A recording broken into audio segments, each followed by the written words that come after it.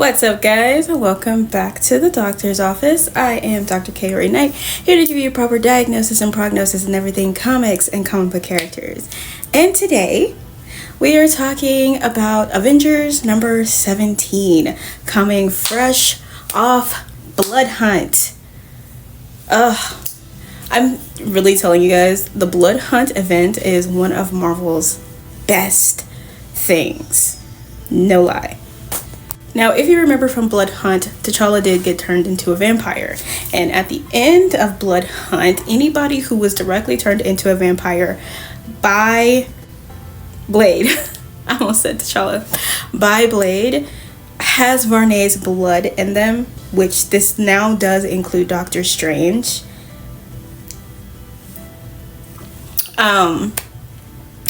But they are able to walk out in the sun now. Okay.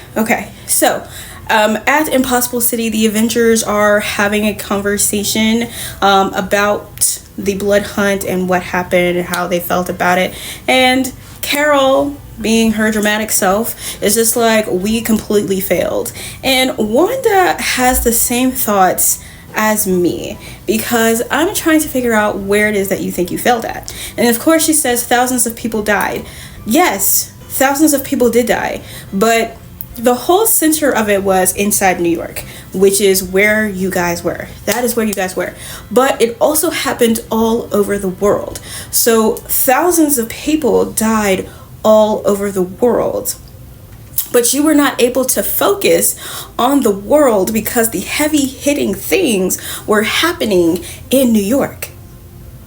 So, as Wanda says, we saved billions of people. Thousands of people died, yes, but we saved billions of people. And she's like, it still counts as a loss. So she gets mad and she leaves. And then Sam kind of agrees. I am with Wanda. I disagree. And of course, when you're in fights like this, you're going to lose people. They have been in 1,000 fights at this point, where they have lost thousands of people because they are trying to stop a worldwide event. But this time, they didn't have a team dispatched around the world. That is not your fault. It wasn't your fault, and there's no reason to think that you failed. Of course, everybody splits ways, right? Just to have moments to themselves.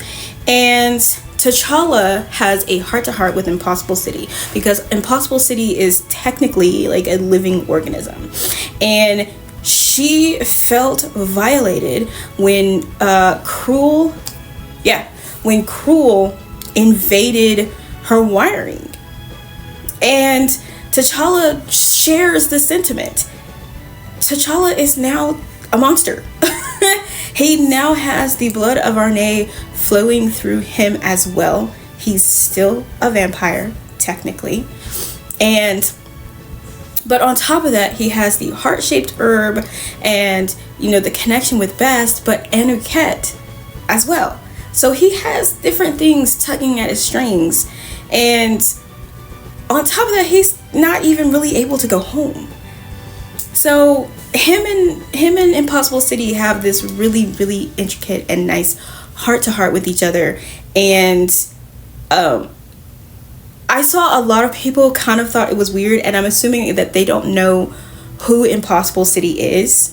And even Impossible City says that she trusted T'Challa, and she knew it was T'Challa. She could sense that it was T'Challa asking for her to transport that Tower of Blasphemy, and that was the only reason that she did it. Otherwise, it wouldn't have happened.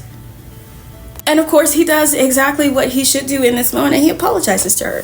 He apologizes for using her in that way, and that, they both had a violation occur. And now they have to work through it. I felt that.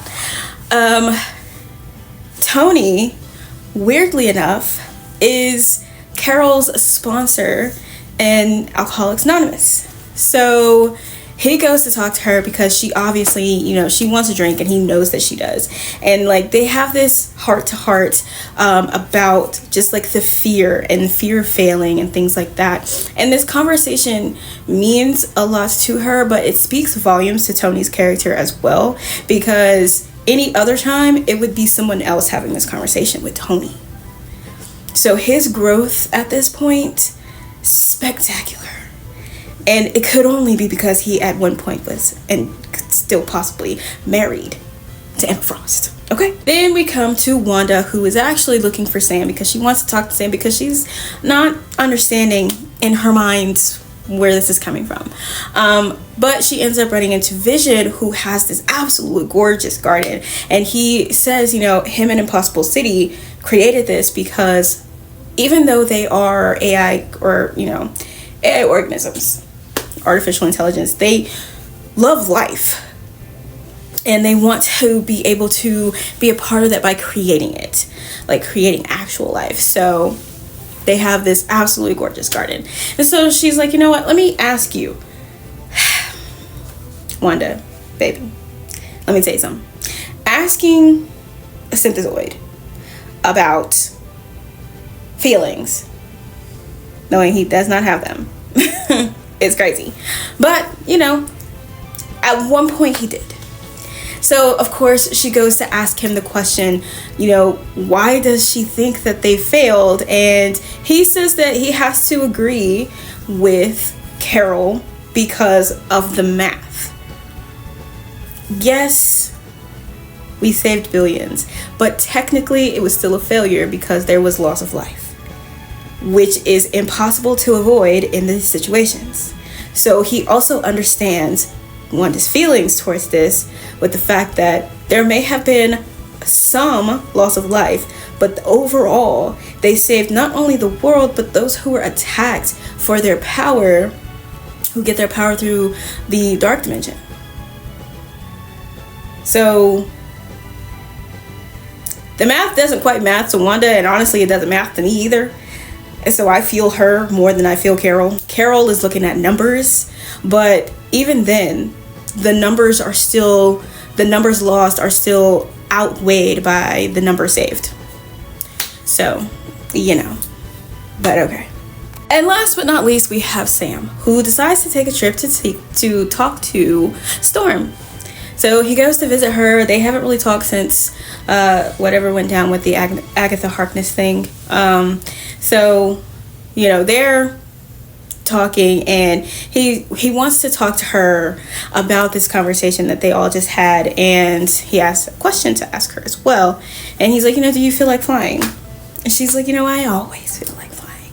So they go flying together and have this conversation, and he brings up the fact that he thinks that they failed, and she says, you know, like, how do you figure that?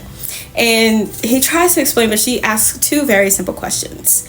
Was there a warning? He says no, which there was not. No warning whatsoever. And then she says, did you have any reservations about going into action? None. They did not hesitate to take action.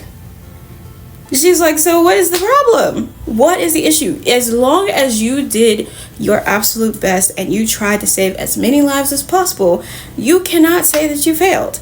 However, it's going to feel that way because you always feel like you can save everybody, but as she says, you can't. You can't save everybody. And trying to put that on yourself is pressure that you literally do not need as a hero, because at the end of the day, when you put all of that pressure on you like that, all you're going to be is a failure. So they have this conversation, and it kind of gets T'Challa where not T'Challa, but Sam, where he needs to be in his mind and in regards to Blood Hunt. But he still comes to her and says that they did fail. And she's like, you know, with what? Like, she's talking about being queen of an alien nation, like when everybody was on Mars and all this other stuff. And he's like, we did fail because the mutants needed us. Orcus should have never gotten as far as they did, and he is not wrong. He was like, you guys needed us and we hesitated. And he was like, there were signs there and they were obvious and we missed them. They were overlooked.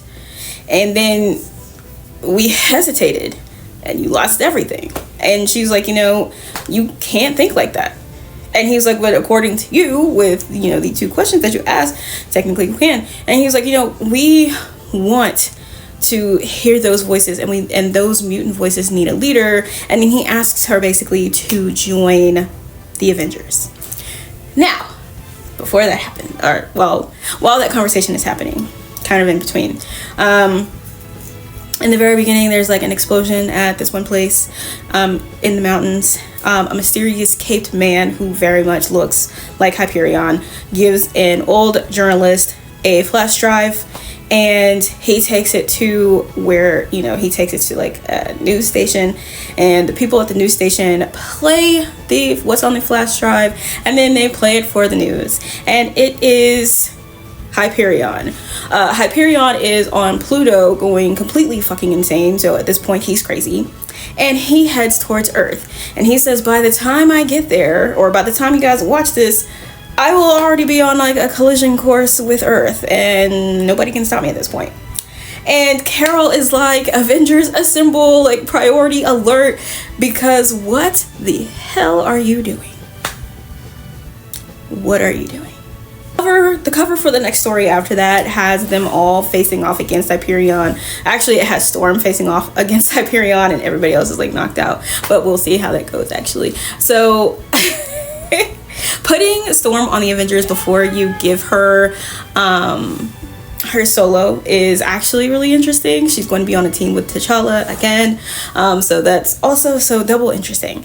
So I like this story. I like the dynamic because it shows how everybody is mentally handling what just happened. And the one who is processing it the most, the 2 who are processing it the most are the ones who were basically tortured. And that would be Wanda, T'Challa. This Avengers book was really good. Again, I really and truly love how this is going. So the Avengers are about to have to deal with 2 different things. The fact that Doctor Doom is now the Sorcerer Supreme, and Hyperion. 2 absolutely major fucking problems. So hopefully they get that figured out. But we'll see. Anyway, that is it for this one. Thank you for stopping by for your checkup, and I will see you at the next one.